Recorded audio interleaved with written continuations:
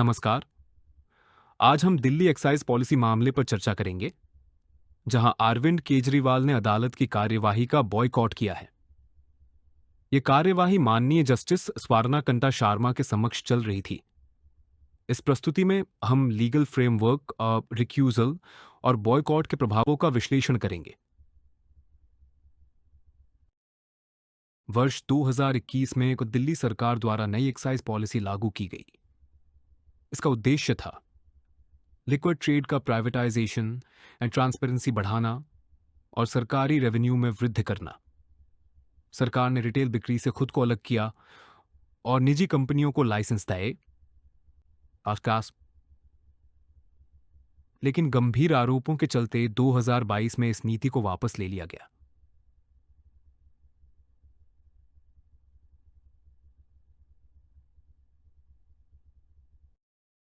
इस मामले में आरोप अत्यंत गंभीर हैं। अब यह कहा गया कि नीति को इस प्रकार बनाया गया जिससे कुछ निजी पक्षों को अनड्यू बेनिफिट मिले। साथ ही किकबैक्स और वित्तीय अनियमितताओं के आरोप भी हैं। अतः यह मामला करप्शन, क्रिमिनल कॉन्स्पिरेसी और इकोनॉमिक ऑफेंस के अंतर्गत आता है। इस मामले की जांच सेंट्रल ब्यूरो ऑफ इन्वेस्टिगेशन और एनफोर्समेंट डायरेक्टरेट द्वारा की जा रही है। MSCD, CBI, IPC and prevention of corruption act के तहत जांच कर रही है, जबकि ईडी पीएमएलए के अंतर्गत मनी लॉन्ड्रिंग की जांच कर रही है। इस प्रकार कई कठोर कानून इस मामले में लागू होते हैं।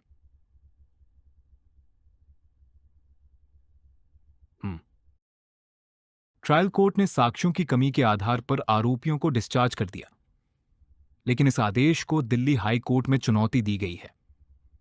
अब मुख्य प्रश्न यह है, क्या ट्रायल चलाने के लिए प्रिमा फेसी केस मौजूद है?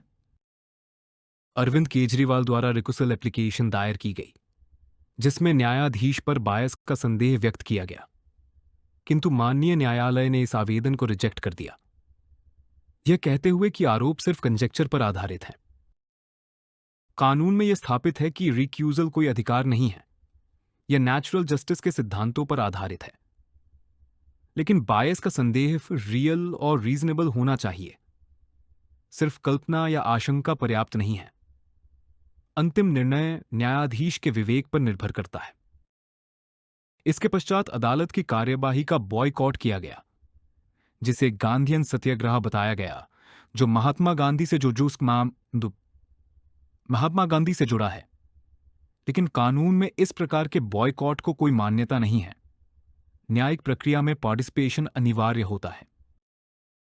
अदालत में उपस्थित न होने पर गंभीर परिणाम हो सकते हैं, जैसे एक्स पार्टी कार्यवाही और एडवर्स इन्फ्लुएंस। अदालत की कार्यवाही का बॉयकॉट संवैधानिक प्रश्न भी उठाता नहीं है।